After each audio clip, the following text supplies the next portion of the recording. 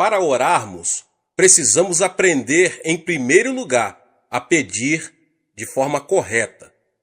Embora seja verdade que Deus sabe de tudo, não podemos ter a atitude de que não é necessário pedir, porque Ele já sabe de tudo que precisamos. Algumas pessoas pensam que não precisamos pedir por causa do versículo de Mateus. Não vos assemelheis, pois a eles, porque Deus, o vosso Pai, sabe o de que tendes necessidade, antes que lhe o peçais. Mateus 6:8. Mas para entendermos corretamente esse verso, precisamos examinar seu contexto bíblico. Além disso, Jesus havia dito: e orando, não useis de vãs repetições, como os gentios, porque presumem que pelo seu muito falar serão ouvidos. Mateus 6:7. Mas aqui, Jesus estava referindo-se à prática de se repetir as orações ritualisticamente. Ele não estava querendo dizer que não se pode pedir. Eu vou lhes explicar mais adiante. Pelo contrário, sua intenção era ensinar-nos a dirigir ao Pai todas as petições que procedem de nossa oração. Dirigir petições a Deus é um aspecto básico da oração. Deus é o nosso Pai, e como Pai, Ele tem prazer em dar bênçãos aos seus filhos. Um filho, dentro de sua família, tem certos direitos. Jesus Cristo, o Filho de Deus, nos assegura: naquele dia, nada me perguntareis. Em verdade vos digo, se pedirdes alguma coisa ao Pai, Ele vô-la concederá em meu nome. Até agora nada tendes pedido em meu nome. Pedi e recebereis, para que a vossa alegria seja completa. João 16, 23 e 24. E no versículo 27, ele mostra por que isso acontece desse jeito. Porque o próprio Pai vos ama, visto que me tendes amado e tendes crido que eu vim da parte do Pai. O Pai nos ama porque cremos em seu Filho. Portanto, somos participantes da herança do Filho unigênito de Deus.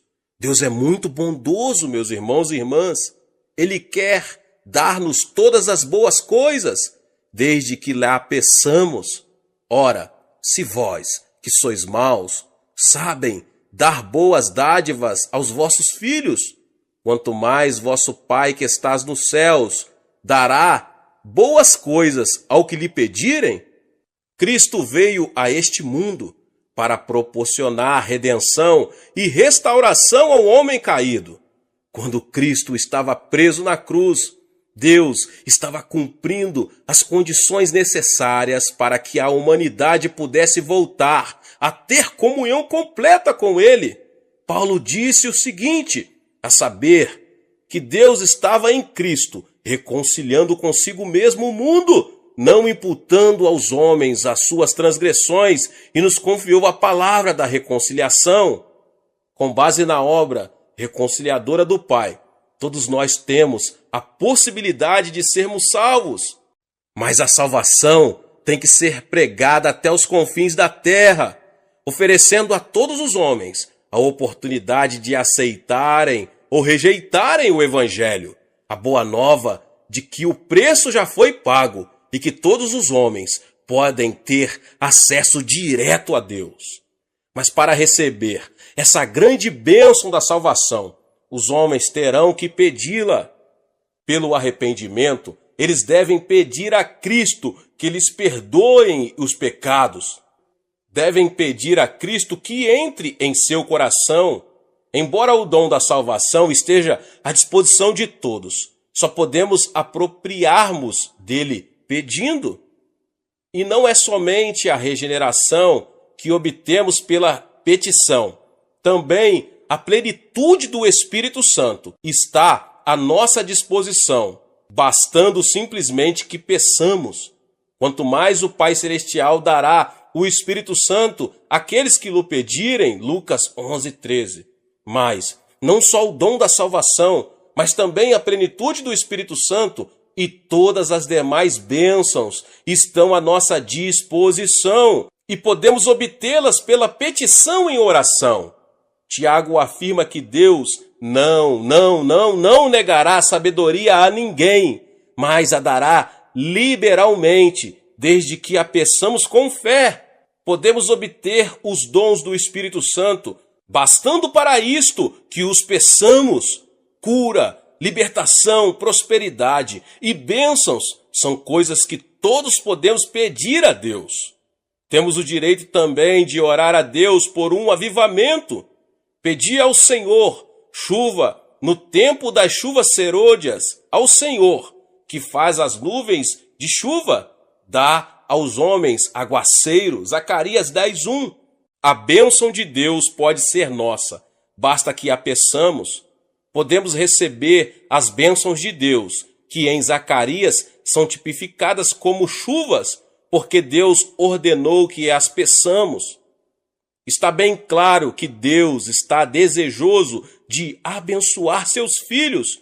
Contudo, temos que fazer a nossa parte, que é pedir de forma correta. Agora, meus irmãos e irmãs, como funciona essa questão de pedir?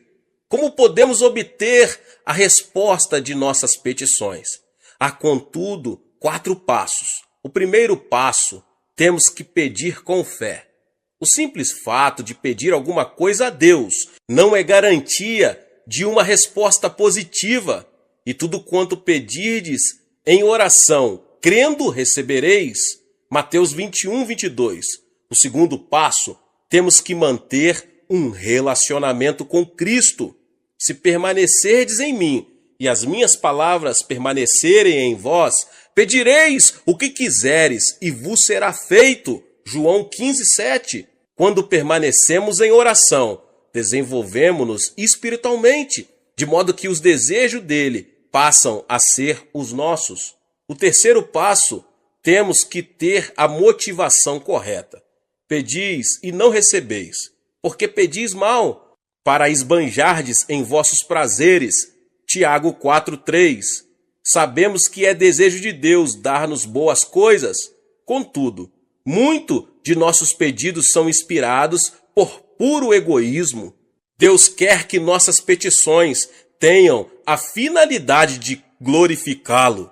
O quarto passo temos que pedir segundo a vontade de Deus. Será que isso quer dizer que teremos de procurar saber primeiro, antes de orar, se Deus quer que sejamos curados? Não. E é por isso que é tão importante conhecermos as Escrituras. A Bíblia nos diz qual é a vontade de Deus. Mas quando oramos, pedindo algo que Deus já nos prometeu, temos certeza de que oramos segundo a sua vontade. E esta é a confiança que temos para com Ele, que se pedirmos alguma coisa segundo a sua vontade, Ele nos ouve. E se sabemos que Ele nos ouve quanto ao que lhe pedimos, estamos certos de que obtemos os pedidos que lhe temos feito. 1 João 5, 14, 15. Agora, meus irmãos e irmãs, como Deus responde às nossas petições? Deus responde às nossas petições segundo sua maneira própria de ser. Ele não se limita a nos dar exatamente aquilo de que precisamos. Ele nos dá em abundância. E o meu Deus, segundo a sua riqueza em glória, há de suprir em Cristo Jesus cada uma das vossas necessidades. Filipenses 4,19. Os recursos de Deus são ilimitados. Deste modo, Ele supre todas as nossas necessidades. Mas Deus não tem falta de bênçãos. Ele possui um depósito completamente cheio, meus irmãos e irmãs. Só precisamos saber como abrir esse depósito, aprendendo a pedir. Aprendi esses princípios bem no início de meu ministério. Estudei as Escrituras e descobri que Deus é bom. Iniciei meu ministério na região mais pobre da Coreia, numa época de séria depressão econômica em nosso país, logo após a Guerra da Coreia. Aprendi a jejuar, não porque fosse espiritual, mas porque não tinha nada para comer. E através da oração e da leitura da palavra de Deus, entendi que Deus não era o Deus apenas da Europa e dos Estados Unidos. Ele é o Deus de quem quiser aprender a confiar nele. Há uma experiência que já contei muitas outras vezes, mas sempre alguém que nunca ouviu. Se você não ouviu, ouça agora mesmo. Ela ilustra perfeitamente como podemos obter respostas de oração das mãos de nosso Pai Celestial. Quando iniciei meu ministério, ainda era solteiro e morava num pequeno cômodo. No inverno, eu me protegia do frio, enrolando-me com cobertores, pois não tinha nenhum outro meio de aquecimento. Comecei a pregar a mensagem da abundância de Deus, conforme havia nas Escrituras, e assim me vi num dilema. Se Deus era tão bom, se possuímos tantos e tão vastos recursos, por que eu era tão pobre? É uma pergunta que muitas pessoas estão fazendo, principalmente no país em desenvolvimento. Um dia, percebi que precisava de 3 coisas. Como não tinha um veículo para visitar os membros de minha igreja, precisava de uma bicicleta. Precisava também de uma escrivaninha, pois não tinha onde colocar a Bíblia. E resolvi pedir a Deus uma cadeira também, pois precisava dela para a mesa. Hoje, essas 3 coisas podem parecer insignificantes, mas há mais ou menos 25 anos eram coisas raras em nossa região. Contudo, com toda confiança, pedi a meu Pai Celeste essas 3 coisas, uma cadeira, uma mesa e uma bicicleta. E apresentei essa mesma oração a Deus durante vários meses, achando que se repetisse continuamente, por fim, Ele me ouviria e me atenderia. Mas 6 meses depois, fiquei meio desanimado e fiz uma oração desalentado. Senhor, sei que o tempo não significa nada para ti, e eu preciso muito dessas coisas agora. Talvez o Senhor esteja pensando em demorar mais para atender a minha petição, mas se demorar muito, eu morro e não preciso mais delas. Então, ouvi uma voz suave e tranquila me falando no íntimo. Filho, escutei sua petição desde a primeira vez em que fez, há 6 meses. Então por que não me atendeu? Indaguei. Você me pediu uma bicicleta, não foi? Continuou Deus. Mas existem muitos tipos de bicicletas. Qual delas você quer? Existem também muitos tipos de mesa, feitas de diversos tipos de madeira. Que tipo de mesa você quer? Existem também diversos tipos e modelos de cadeira. Qual tipo de cadeira você quer? E essas palavras que ele me falou naquela noite revolucionaram minha vida. Então resolvi pedir a Deus objetos específicos. Uma bicicleta da fabricação americana, que naquela época havia 3 tipos de bicicleta, mas a americana era a de melhor qualidade. Pedi uma escrivaninha de mogno das Filipinas e, por último, pedi uma cadeira. Mas não era uma cadeira qualquer. Queria uma cadeira com rodinhas nos pés, para que pudéssemos girá-la à vontade, como um daqueles grandes empresários. 2 semanas depois, ganhei uma bicicleta americana um pouco usada e fora do filho de um missionário. Depois ganhei a escrivaninha de mogno das Filipinas e a cadeira para fazer jogo com ela. É claro que era uma cadeira giratória. A parte mais interessante dessa experiência ocorreu antes de eu receber estas coisas. Um domingo eu estava pregando sobre Romanos 4,17, como está escrito: por pai de muitas nações te constituí perante aquele no qual creu, o Deus que vivifica os mortos e chama à existência as coisas que não existem. No meio do sermão, eu me ouvi dizer com grande convicção: eu ganhei uma bicicleta, uma escrivaninha e uma cadeira. E em seguida pus-me a descrever cada um desses objetos.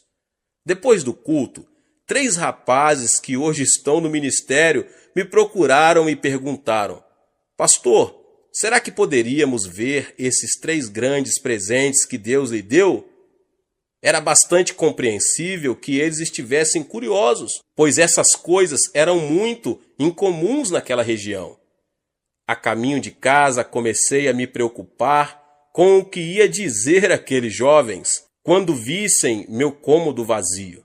Assim que abri a porta, vi-os correr os olhos pelo aposento desprovido, procurando minha bicicleta, a cadeira e a mesa. Afinal, um deles disse: Pastor, onde estão?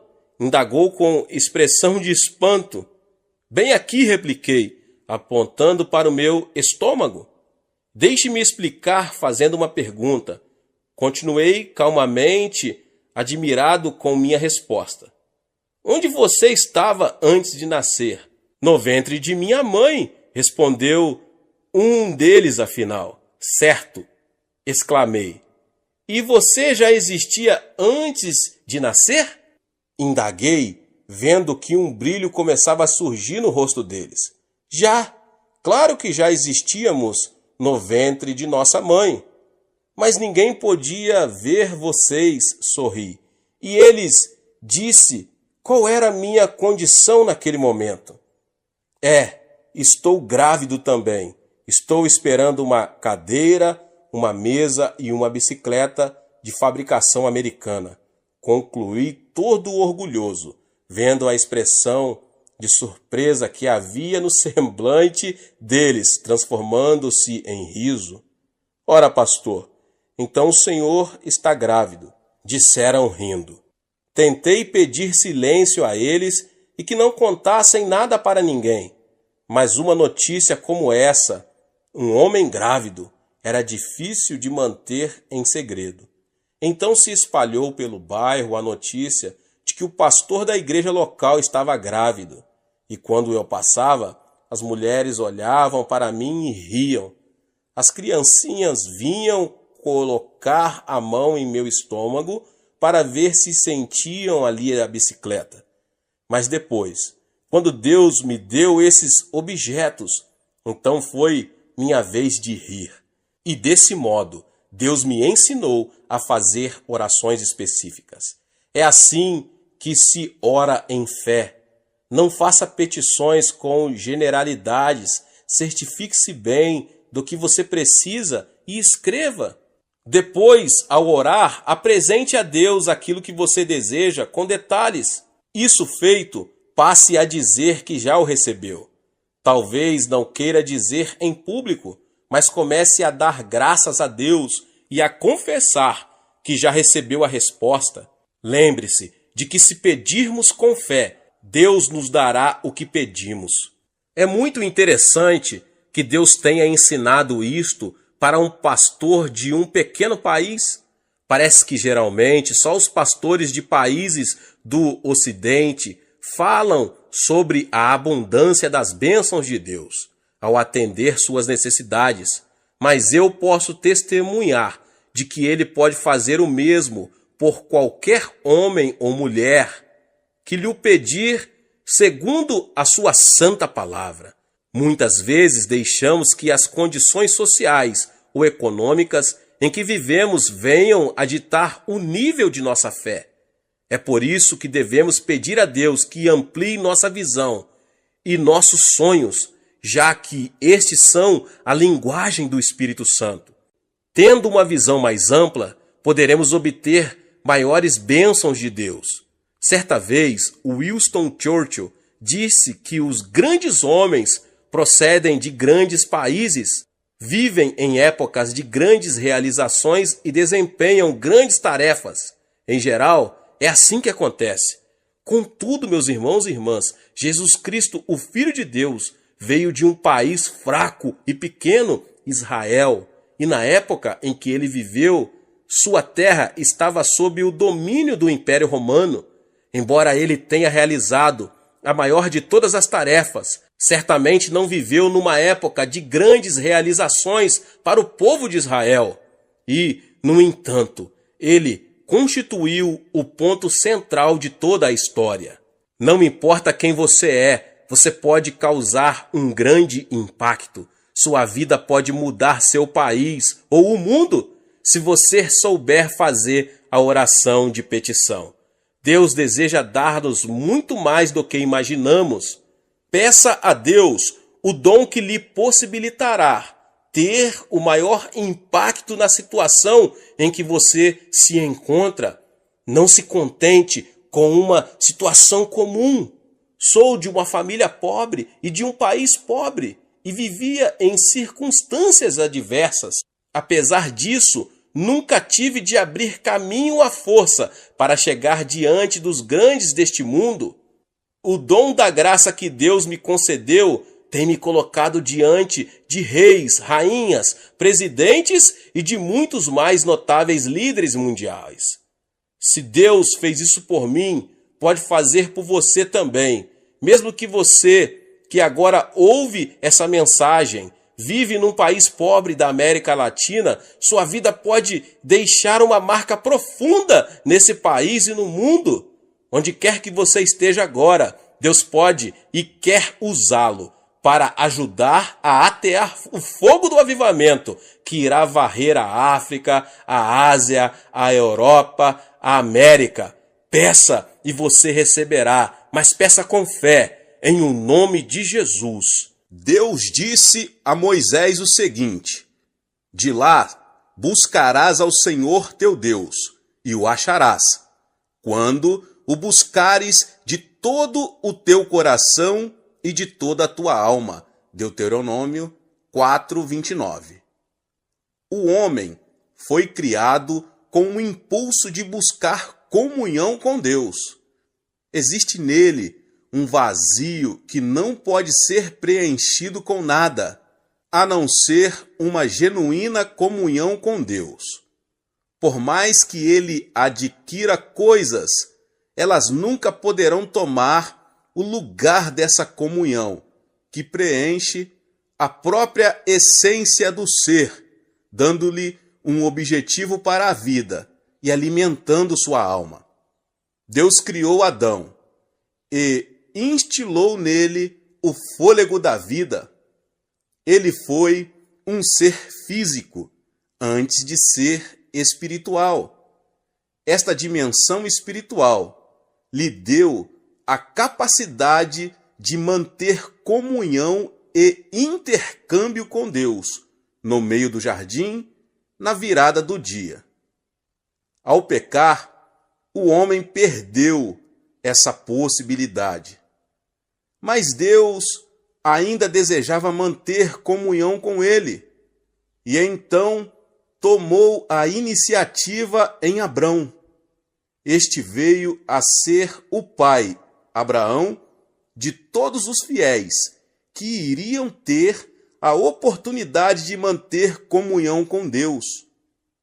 Mais tarde, Deus manifestou sua presença física na terra, através do tabernáculo de Moisés.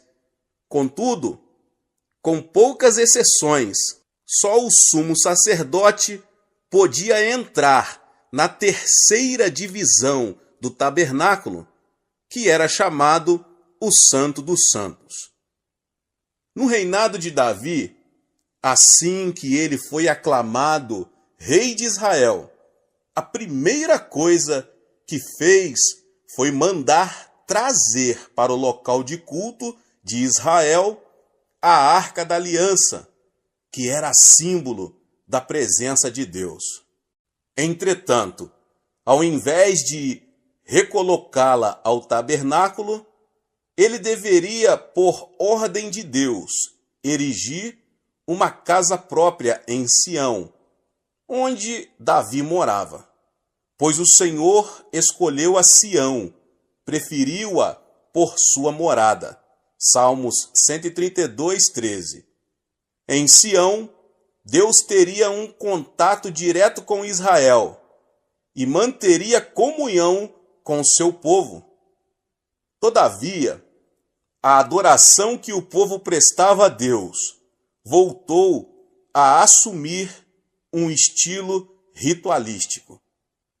E Deus, mais uma vez, tomou a iniciativa de restaurar a comunhão com o homem, vindo ao mundo na pessoa de Jesus Cristo.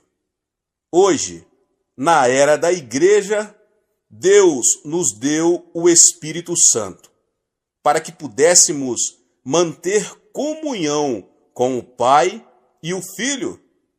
Jesus disse: Ele me glorificará, porque há de receber do que é meu e vou-lo-á de anunciar.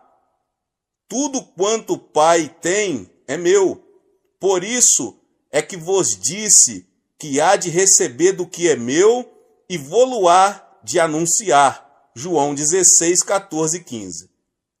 E depois ele diz mais: aquele que tem os meus mandamentos e os guarda, esse é o que me ama, e aquele que me ama será amado por meu Pai, e eu também o amarei e me manifestarei a ele. João 14, 21.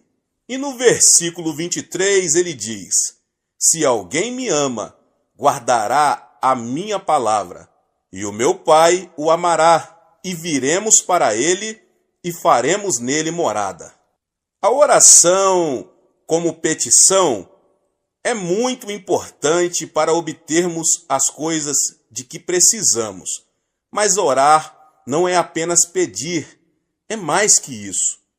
Jesus disse: buscais e achareis. Deus não é um mero depósito de bens, de onde retiramos tudo o que precisamos, por mais nobre que seja a nossa motivação.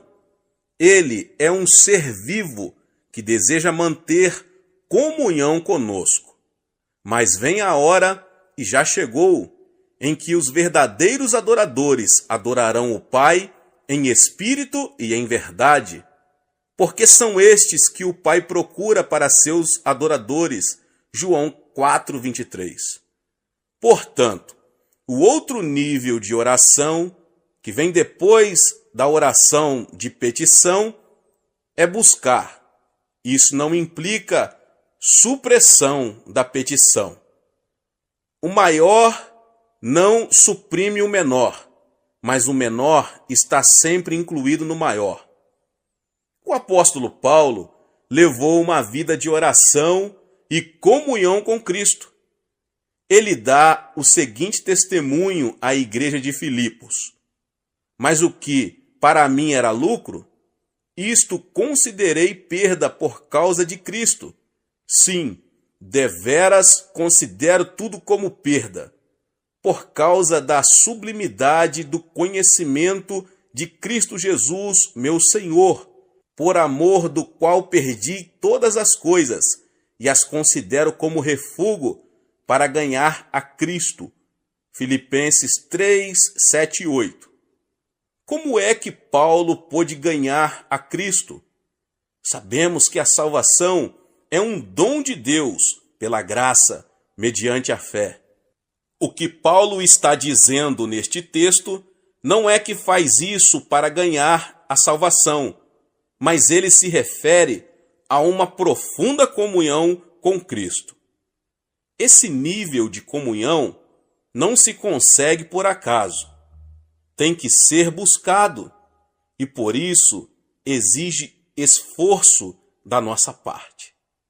O que Paulo recebeu com esse tipo de oração? Ele responde a essa pergunta no verso 10.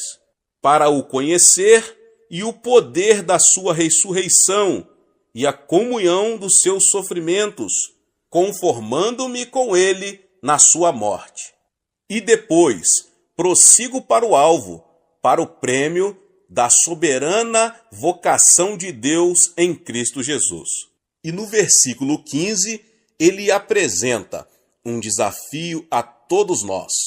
Todos, pois, que somos perfeitos, tenhamos este sentimento. Neste último versículo, o apóstolo revela que o sinal de que uma pessoa atingiu maturidade espiritual é o desejo de chegar a um nível espiritual no qual tenha uma comunhão íntima com Cristo. Deus é amor. O amor precisa ser extravasado através da comunhão. Assim sendo, a própria natureza de Deus exige uma coisa que nós temos o privilégio de dar a Ele: comunhão. Eu não preciso de um despertador para me acordar todos os dias, pouco antes das 5 da manhã. Apenas escuto uma batida à porta do meu coração, e isso automaticamente me desperta. Aí eu ouço o Senhor dizer: Xô, está na nossa hora, quero ter comunhão com você. Mas esse permanente relacionamento com Cristo não começou por uma simples resposta a uma petição. O que buscamos? Temos que buscar o Senhor, pois nele estão todas as bênçãos mais preciosas, em quem todos os tesouros da sabedoria e do conhecimento estão ocultos. Colossenses 2:3. Em Colossenses, Paulo apresenta a igreja como um campo riquíssimo. Nesse campo está escondido um grande tesouro. Mas não se trata de um tesouro material, e sim espiritual, sabedoria e conhecimento.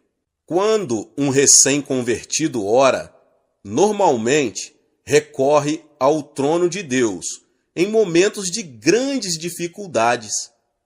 Assim sendo, buscam a Deus querendo alguma coisa.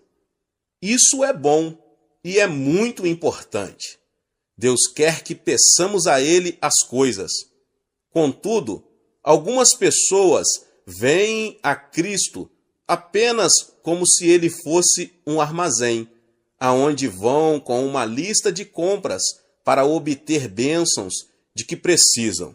Entretanto, todos os grandes mistérios, os tesouros de conhecimento, a fonte da alegria total e completa, essência do amor, estão em Cristo, esperando-nos como um tesouro escondido. Os que forem sábios venderão tudo que possuem e comprarão o terreno para que possam adquirir aquele tesouro. Moisés afirmou o seguinte: as coisas encobertas pertencem ao Senhor, nosso Deus, porém as reveladas nos pertencem, a nós e a nossos filhos, para sempre. Deuteronômio 29:29. Existem coisas que todos podem ver nas Escrituras, mas Deus quer levar-nos a uma comunhão tão íntima com Ele, que Ele possa revelar-nos seus tesouros mais profundos de sabedoria e conhecimento. Um tesouro não teria valor algum se fosse de fácil acesso a todos. Assim também, o tesouro espiritual de Deus é alcançado pela busca em oração. Aprendi já há muitos anos que precisamos esforçar-nos para encontrar os tesouros que Deus deseja mostrar-nos. Eu amo os que me amam, os que me procuram me acham. Riquezas e honra estão comigo, bens duráveis e justiça. Melhor é o meu fruto do que o ouro refinado, e o meu rendimento melhor do que a prata escolhida. Provérbios 8, 17 ao 19. O crente preguiçoso não se dispõe a buscar e nunca penetra na plenitude das bênçãos que Deus deseja que ele receba. Para se viver à porta da casa do Senhor, é preciso muita disciplina e esforço. Lembre-se de que hoje sou pastor da maior igreja do mundo, com mais de 400 mil membros. Sou um homem extremamente atarefado. E porque é grande o número de pessoas que vêm à nossa igreja? Será por causa do sistema de grupos, grupo familiar ou células? Embora esse sistema seja um meio muito eficaz, pelo qual a maioria dos membros da nossa igreja veio ao conhecimento de Cristo, não é a principal razão pela qual milhares de pessoas esperam em fila no domingo para conseguir lugar em um dos 7 cultos de nossa igreja. Elas vêm aqui para se alimentarem da carne da palavra de Deus. E de onde recebo minhas mensagens? Recebo-as do meu Senhor, em oração e íntima comunhão e união com Ele. Todos os crentes sábios devem ter como imperativo para a sua vida as seguintes palavras: ouvi o ensino, sede sábios e não o rejeiteis. Feliz o homem que me dá ouvidos, velando dia a dia as minhas portas, esperando as ombreiras da minha estrada. Porque o que me acha a vida e alcança favor do Senhor. Provérbios 8, 33 ao 35. Se você não possui uma vida espiritual vibrante, é que ainda não aprendeu a buscar o Senhor. Se ao estudar a palavra de Deus, não recebe novas revelações da realidade espiritual, então é possível que ainda não tenha entrado na segunda fase da oração: buscai e achareis. Embora orar seja apresentar petições a Deus e buscá-lo numa dimensão de profunda comunhão, também é interceder junto a Ele no Espírito Santo. Então, a oração de intercessão é o terceiro nível de oração, no qual participamos da compaixão de Cristo por uma pessoa, uma circunstância, uma necessidade em alguma parte do mundo. A intercessão é o tipo de oração pelo qual podemos tornar-nos participantes dos sofrimentos de Cristo. Quando oro no Espírito Santo, sei que algumas dessas orações têm como objetivo pessoas e circunstâncias de outras partes do mundo. Posso não conhecer com exatidão os detalhes do problema, mas Ele conhece e me usa para orar até o fim, até eu ficar sabendo que Deus já atendeu a petição. Um amigo missionário narrou-me um fato miraculoso que mostra a importância da intercessão. Um grupo de missionários estava viajando num deserto da África. A certa altura, sobreveio-lhes um forte vendaval que os obrigou a mudar a rota. 2 dias depois, seu suprimento de água acabou.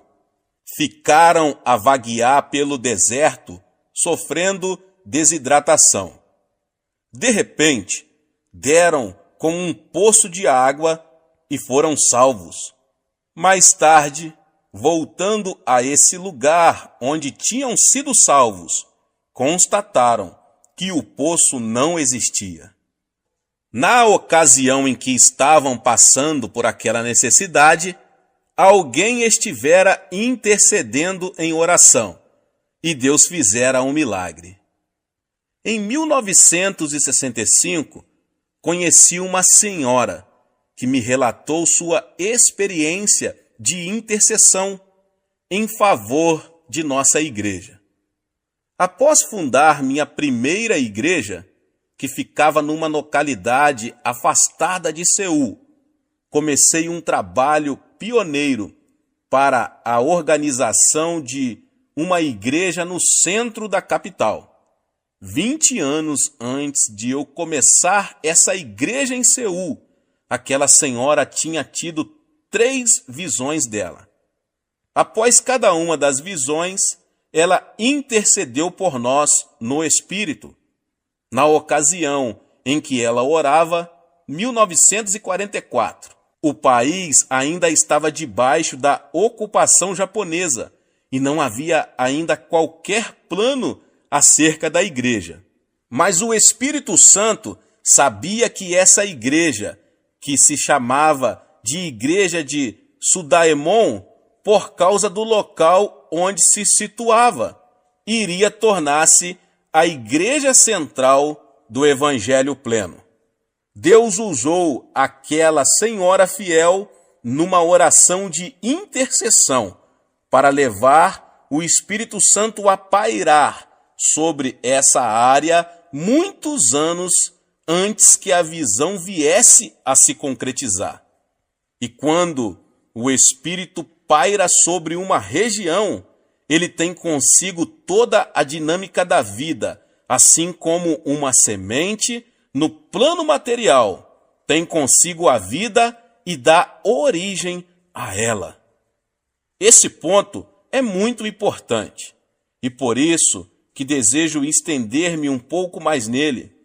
Na concepção de uma criança, o óvulo da mãe e o espermatozoide do homem já trazem consigo um complexo código, que é, na verdade, uma estrutura básica do que aquele indivíduo será no futuro, determinado por esse código genético.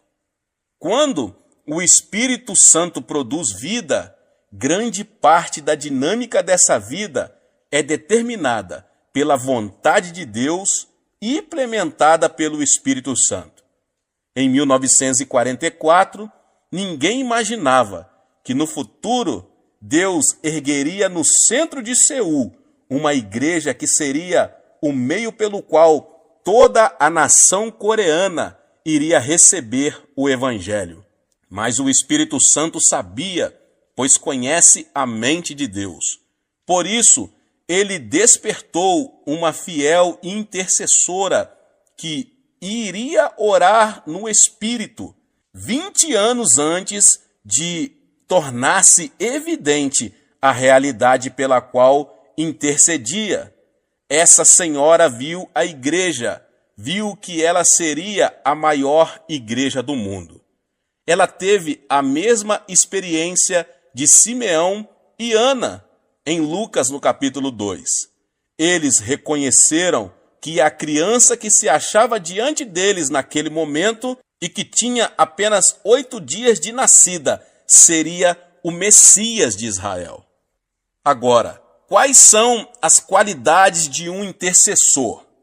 Simeão constitui um exemplo perfeito das qualidades que o intercessor deve possuir. Em primeiro lugar, ele era um homem de oração. A pessoa que quiser entrar no ministério de intercessão tem que ser dedicada à oração. Em segundo lugar, ele era paciente. A Bíblia diz que Simeão aguardava a consolação de Israel, enquanto a maioria das pessoas aguardava uma solução política. Ele sabia que a solução para o problema do povo de Israel seria espiritual. Assim sendo, poderia esperar muitos anos para ver a resposta de suas orações. Em terceiro lugar, ele era cheio do Espírito Santo. Só uma pessoa que possui o Espírito Santo pode suportar o peso da oração da intercessão. Em quarto lugar, ele confiava. Simeão tinha recebido a revelação de que veria a resposta de suas orações antes de morrer.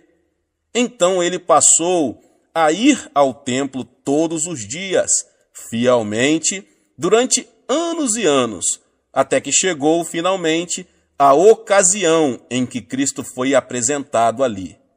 Em quinto lugar, ele era um homem de visão. A profecia que ele fez sobre o Cristo menino deixou José e Maria maravilhados. Portanto, ele estava enxergando a realidade de Cristo, mais do que a própria mãe dele e do que o pai adotivo. Antes do nascimento de Cristo, o Espírito Santo tinha levantado 2 intercessores fiéis. Eles passaram muitas horas jejuando e orando sobre a vinda do Messias. E Deus permitiu que vivessem até ver a resposta de suas petições.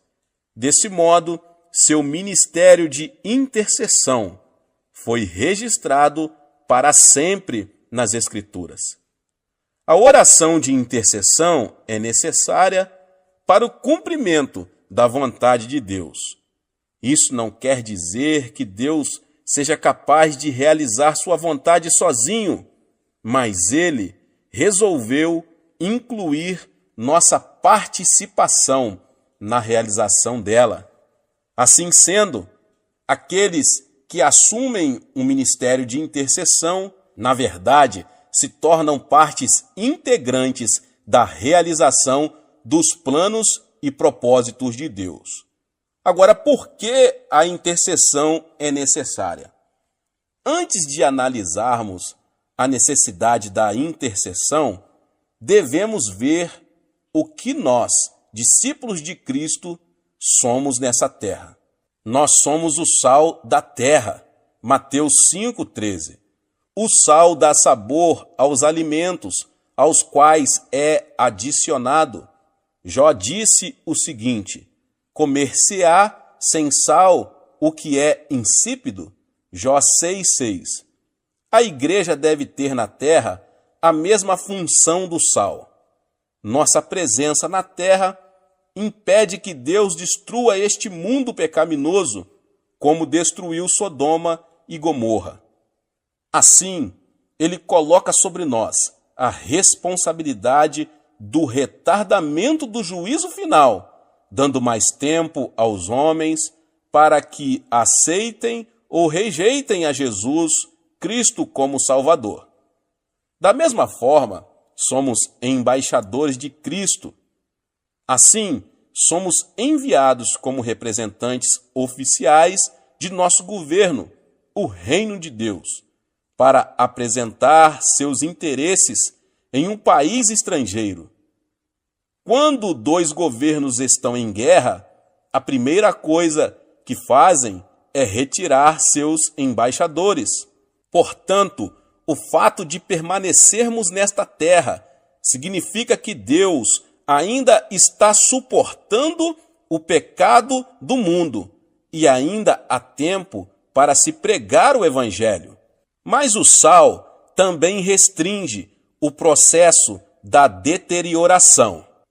Antes de existirem geladeiras, as pessoas que viajavam também tinham que cobrir de sal a carne que levavam, para que ela não se estragasse.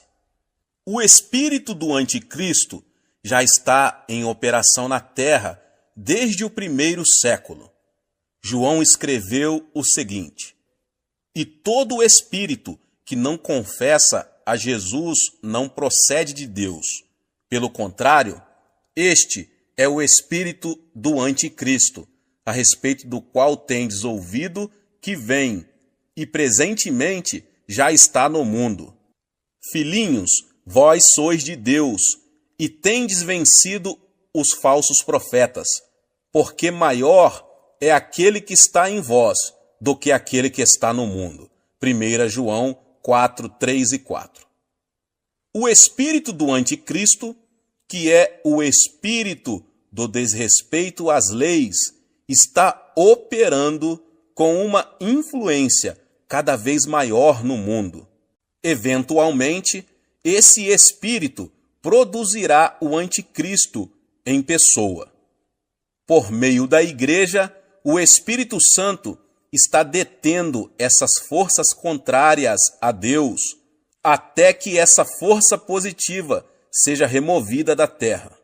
À medida que vamos amadurecendo no cristianismo, começamos a compreender que ser crente não é apenas um privilégio, mas também constitui uma responsabilidade.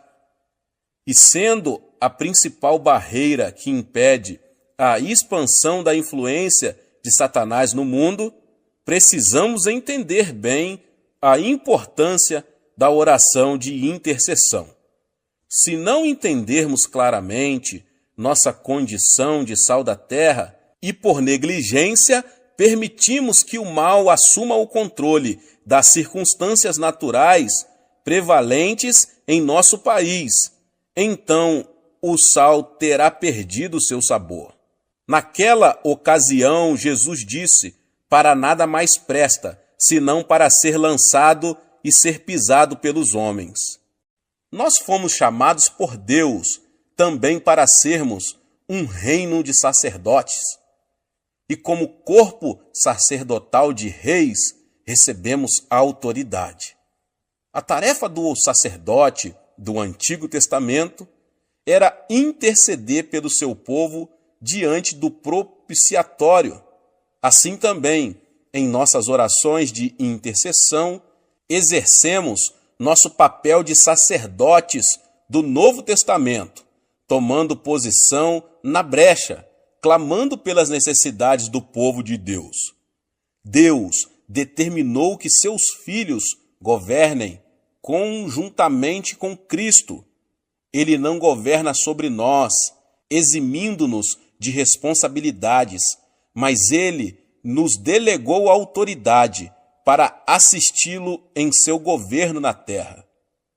E pôs todas as coisas debaixo dos pés, e para ser o cabeça sobre todas as coisas, o deu à igreja, a qual é o seu corpo, a plenitude daquele que a tudo enche todas as coisas. Efésios 1, 22 e 23. E no capítulo 2, Paulo amplia sua explanação de nosso papel como governantes, e juntamente com ele nos ressuscitou e nos fez assentar nos lugares celestiais em Cristo Jesus. No exercício da autoridade espiritual, o conhecimento e sabedoria humanos que possuímos são vivificados pelo Espírito Santo, mas possuímos também conhecimento espiritual, que ultrapassa nosso conhecimento natural. Esse tipo de conhecimento nos é dado pelo Espírito Santo. O texto do Antigo Testamento mais citado no Novo é o Salmo 110. Vamos analisar atentamente este salmo para vermos como nossa autoridade pode ser empregada na oração de intercessão. Disse o Senhor ao meu Senhor: assenta-te à minha direita, até que eu ponha os teus inimigos debaixo dos teus pés. O Senhor enviará de Sião o cedro do seu poder, dizendo: domina entre os teus inimigos. Apresentar-se-á voluntariamente o teu povo no dia do teu poder, com santos ornamentos, com o orvalho emergindo da aurora, serão os teus jovens. O Senhor jurou e não se arrependerá. Tu és sacerdote para sempre, segundo a ordem de Melquisedeque. O Senhor, à tua direita, no dia da sua ira, esmagará os reis. Ele julga entre as nações, enche-as de cadáveres, esmagará cabeças por toda a terra. De caminho, bebe na torrente e passa de cabeça erguida. Nesse importante salmo, Cristo é apresentado como o supremo governante da terra e como sumo sacerdote, segundo a ordem espiritual de Melquisedeque. O autor do livro de Hebreus amplia mais o papel de Cristo como sacerdote espiritual, vivendo para sempre para interceder por eles. O governo de Cristo se revestirá de características bem peculiares, pois que governará sobre seus inimigos. Davi, quando era rei, no meio de seus inimigos, possuía um trono físico. Assim também, Cristo, que se acha no pleno controle de tudo, sem contudo possuir os tronos físicos do poder terreno. Assim sendo, a maneira pela qual o mundo experimenta o domínio de Cristo nas atuais circunstâncias é pelo exercício da autoridade da Igreja. Agora que já entendemos nossa posição espiritual neste mundo, como sal da terra, sacerdotes reais e coparticipantes do governo de Cristo, vejamos como funciona a intercessão e por que ela é necessária. Como vimos na oração que Daniel fez, Satanás faz oposição à vontade de Deus, não somente naquilo que diz respeito à igreja, mas em tudo que se relaciona com o mundo. Tendo recebido autoridade sobre esta era, Satanás é chamado de o Deus deste século. Ele dirige todo o seu poder contra o povo de Deus, que, como já vimos, é chamado a exercitar a autoridade de Cristo. Sabendo que a igreja é o principal obstáculo às suas pretensões na terra, Satanás se esforça para nos devorar como um leão que ruge. Entretanto, o evangelho tem que ser pregado e as nações têm que chegar ao conhecimento de Cristo. Vemos aí dois interesses conflitantes. E como vemos pelo estudo da história, quando há conflito de interesse entre as nações, surgem as guerras. Pela intercessão, o crente passa a exercer sua função sacerdotal, pela qual ele oferece uma base terrena a Deus, para que promova seus interesses. Esta era tornou-se um campo de batalha entre duas forças oponentes, mas Deus possui um grupo seu em terra estrangeira que pode fazer com que a influência da eternidade penetre nesta era. Dessa forma, este mundo natural pode ser conquistado e passa a estar sob o domínio do reino de Deus. Quando Israel estava guerreando contra seus inimigos, Moisés levantou as mãos, mas na hora em que ele abaixava as mãos, Israel era derrotado. Isso é um símbolo claro da prática da intercessão. Existe um preço na intercessão.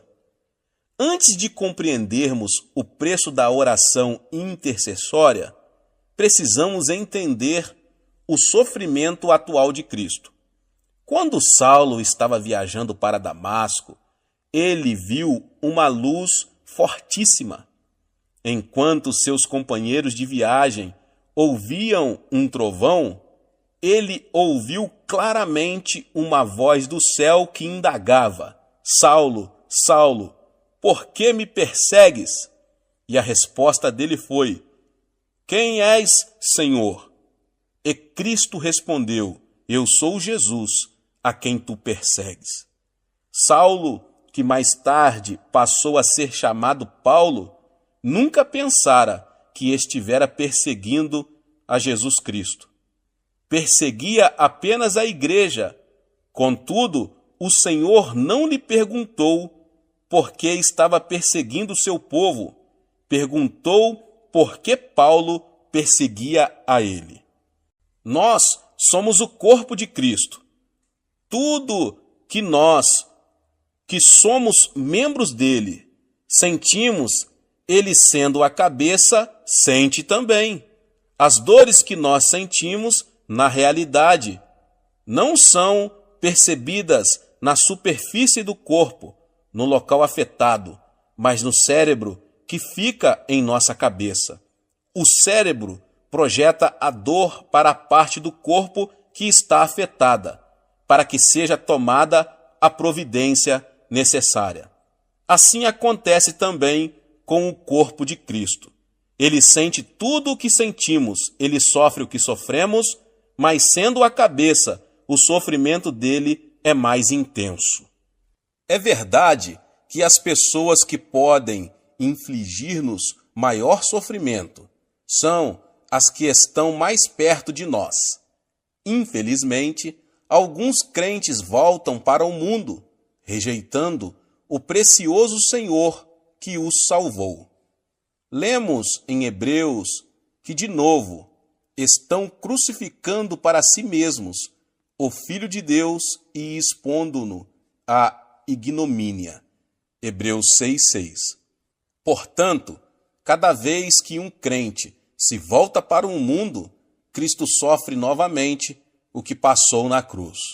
Pela oração de intercessão, o crente participa dos sofrimentos de Cristo com relação a um determinado problema de seu corpo. Certa ocasião, um pregador estava dirigindo uma campanha evangelística em larga escala na África. Um dia, ele acordou no meio da noite em prantos. Começou a orar e viu-se repetindo várias e várias vezes um nome desconhecido. Horas depois, o fardo da intercessão se desfez, depois de ele haver orado muito tempo em meio à grande agonia. Então, ele encerrou sua oração. No dia seguinte, ele viu nos jornais um relato muito estranho. Naquela noite, um povoado, cujos habitantes eram cristãos, tinha sido massacrado. O nome do povoado era o mesmo que ele estivera falando na noite anterior, e pelo qual chorava. Cristo sofrera a dor de seu povo, mas encontrara alguém que estava disposto a participar de seu sofrimento e de interceder no Espírito. Paulo escreveu o seguinte: para o conhecer e o poder da sua ressurreição e a comunhão dos seus sofrimentos. Filipenses 3,10. Nesse versículo, Paulo demonstra que não apenas quer gozar do poder da ressurreição de Cristo, mas também está disposto a ter comunhão com ele em seus sofrimentos. Em nossa igreja, dispusemo-nos a iniciar um ministério de intercessão. Já aprendemos a exercitar a oração da petição e estamos vendo nossas necessidades serem atendidas. Praticamos também a oração devocional, de modo que gozamos de comunhão com nosso maravilhoso Senhor. Mas estamos ainda mais comprometidos com a oração de intercessão, de modo que estamos presenciando um avivamento em nossa terra e o veremos no mundo todo. Não existe nenhum outro lugar da terra onde se saiba que milhares de pessoas estão jejuando e orando continuamente, entre 3 e 10 mil pessoas. Estamos encarando seriamente a batalha que Deus nos mandou travar. Estamos utilizando com toda seriedade as armas espirituais que nos garantirão a vitória. Sabemos perfeitamente qual é o campo de batalha, o coração de todos os homens do mundo, e estamos convencidos de que partilharemos da vitória final com o Rei da Glória. Quais portas adentramos ao fazer orações de intercessão? Além da sua função comum, como meio de entrada numa casa ou prédio, a porta é usada metaforicamente como entrada para uma experiência espiritual ou para uma oportunidade. Por isso, Jesus disse: "Eu sou a porta." Ele é o meio pelo qual o homem pode chegar ao Pai. Paulo empregou essa palavra como uma entrada para uma oportunidade. Ele disse: "Ora, quando cheguei a Troade para pregar o Evangelho de Cristo, e uma porta se me abriu no Senhor, não tive, contudo, tranquilidade no meu espírito." 2 Coríntios 2, 12 e 13. Escrevendo à igreja de Filadélfia, João relata esta revelação de Cristo: conheço as tuas obras, eis que tenho posto diante de ti uma porta aberta, a qual ninguém pode fechar. Apocalipse 3:8. Mas a porta não é apenas um símbolo de oportunidade para se pregar o evangelho de Jesus a uma comunidade. É também uma oportunidade para uma pessoa, como diz o Senhor: eis que estou à porta e bato. Se alguém ouvir a minha voz e abrir a porta, entrarei em sua casa e cearei com ele e ele comigo. Apocalipse 3:20. Existem portas de acesso às nações e grupos étnicos que podem ser abertas. Assim que ela se abre, essas pessoas podem receber fé e crer. Ali chegados, reunida a igreja, relataram quantas coisas fizera Deus com eles e como abrira aos gentios a porta da fé. Atos 14:27. Entrar numa dessas portas de oportunidade implica enfrentar oposição espiritual por parte dos principados e potestades que impedem que as nações recebam o evangelho e o aceitem. Porque uma porta grande e oportuna para o trabalho se me abriu, e há muitos adversários. 1 Coríntios 16:9. Somente o Senhor Jesus Cristo pode abrir uma porta que está fechada para o evangelho. Ora, quando cheguei a Troade para pregar o evangelho de Cristo, e uma porta se me abriu no Senhor. 2 Coríntios 2:12. Como podemos conseguir que se abram as portas da fé e da oportunidade? Já vimos que é Cristo quem abre essas portas.